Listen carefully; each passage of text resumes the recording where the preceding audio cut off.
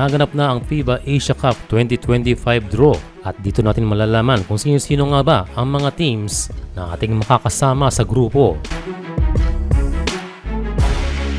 Well, bago maganap ang draw ay hinati sa 4 na pots at tayo ay nakasama sa pot number 2. Ang mga pots na yan ay depende sa world ranking ng bawat team.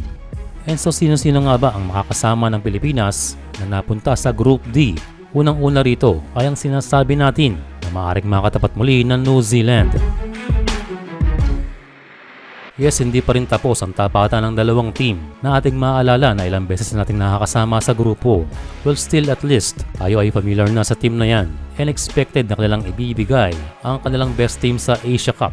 Ang kupunan na pinangungunahan ni Corey Webster and majority are all NBL Australia players. Kaya kita-kits na naman muli sa team na minsan nating tinalo sa qualifiers. But that time ay meron tayong big man na si Kai Sotto. Kaya Fajardo and Edu ang sasabak sa ating front court.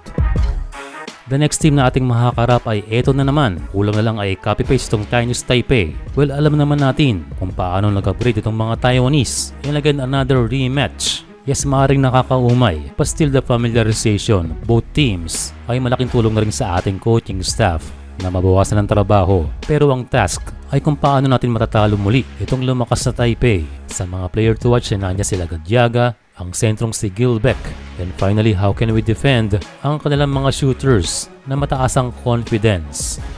And finally the last team na ating makakasama sa Group D ay ang Iraq. Although hindi masyadong familiar ang ating coaching staff dito, ito na sigurong Iraq ang pinakamadaling assignment sa Gilas. Rank 92nd sa FIBA ranking man, but still isang team din na huwag nating i-underestimate.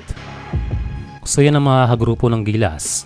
Group D kasama ang Chinese Taipei, New Zealand at Iraq. Mukhang itong Group A ang pinakamabigat. Kasama ng Qatar ang Australia, Korea at Lebanon. Sa Group B naman ay merong advantage ang Japan na kung saan kasama nito ang Guam, Syria at Iran. Sa Group C naman ay nandiyan ang China, Jordan, India at Saudi Arabia. Well, kung titignan ng mga grupo sa FIBA Asia Cup ay we can stay still na balanse. Para sa schedule ng games, sa August 6 ay makakarap natin ang Chinese Taipei, sa August 8 ay ang New Zealand, at sa August 10 ay makakarap natin ang Iraq.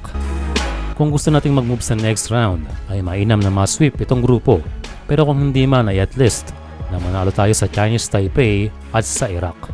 So on to the next level na ang ating Gilas Pilipinas. And again, mas mahabang preparation ay napatunayan na dati na magkakaroon ng magandang resulta. Kaya good luck and more power sa ating national team.